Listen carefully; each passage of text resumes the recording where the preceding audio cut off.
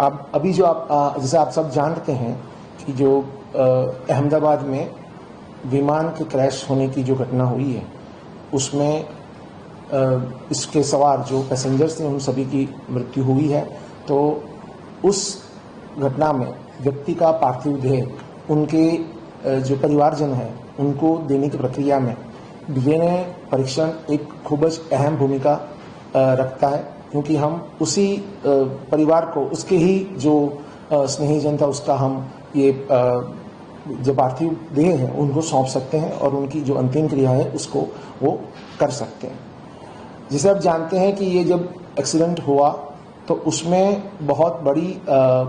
एक आपने फ्लेम भी देखी होगी, उस फ्लेम का टेम्परेचर खूब ज़्यादा होता है, जिसकी वजह से शरीर के विभिन्न भागों में रहा हुआ जो डीएनए है वो खूब मतलब डैमेज हो सकता है। इसी वजह से उसमें परीक्षण में खूब जटिलता रहती है और उसमें समय भी लगता है। आपको उसमें और ज़्यादा जानकारी देनी जाए तो ये है कि परीक्षण करने के लिए विविध उसके जो भी स्टेजेस हैं वो सभी स्टेजेस टाइम कंज्यूमिंग है, मतलब उसमें समय देना पड़ता है और ये बहुत ही एक्यूरेट वे से करना आवश्यक है। उसकी वजह से और ये टेक्नोलॉजिकल जो चैलेंजेस भी है उसको देखते हुए उसमें समय लगने की पूरे चांसेस हैं। अगर हम बात करें तो जो प्रक्रिया जिस तरह से हाथ धरी गई है उसमें ये है कि सबसे पहले जो मृतक जन हैं उनके पीएम के दौरान फॉरेंसिक एक्सपर्ट के मार्गदर्शन में इनके सैंपल लिए गए हैं और बॉडी के अलग अलग पार्ट से उनके सैंपल लिए गए हैं। उन सैंपलों को आइडेंटिफाई करके प्रॉपरली उनको पैक करके एफएसएल में भेजा जाता है और उसके बाद में जो उनके परिवारजन हैं उनका अलग से डॉक्टर एक उनका डीएनए का एक जो फॉर्म होता है उसमें फिलअप करके उनकी क्या रिलेशनशिप है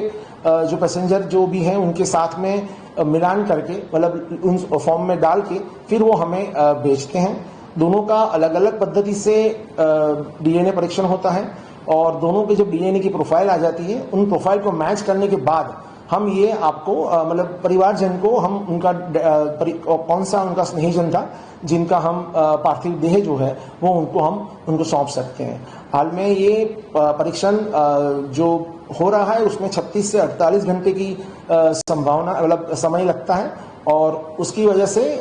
एक सैंपल में आपको ज़्यादा मतलब टाइम लगता है, लेकिन अभी वो बैच वाइज चल रहा है। इसमें एक एक बैच से जैसे जैसे परीक्षण आएंगे फिर उसका मैचिंग किया जाएगा और मैचिंग करने के बाद में हम ये जो उनका पार्थिव देह है वो उनको सौंपने की हम जो सिविल हॉस्पिटल और पुलिस की जो एजेंसियां हैं वो उनको आरंभ करेंगे और अभी जो हमें इंफॉर्मेशन मिल रही है उस हिसाब से उनको पार्थिव देह को देने की प्रक्रिया भी शुरू हो चुकी है। तो कुल मिला के ये है कि ये डीएनए परीक्षण जो है वो वैज्ञानिक ऐसी पद्धति है जिसमें आप व्यक्ति की सचोट पहचान कर सकते हैं और ये जटिल प्रक्रिया है जिसके अंदर समय काफ़ी लगता है और उसके बाद ही हम जब ये हैंडओवर करते हैं डेड बॉडी को तो ये मतलब व्यक्ति की उसी का स्नेहीजन उसी के परिवारजन को मिले उस भावना से ही ये कार्यक्रम किया जा रहा है। वैष्णव जन तो तेने कहिए जे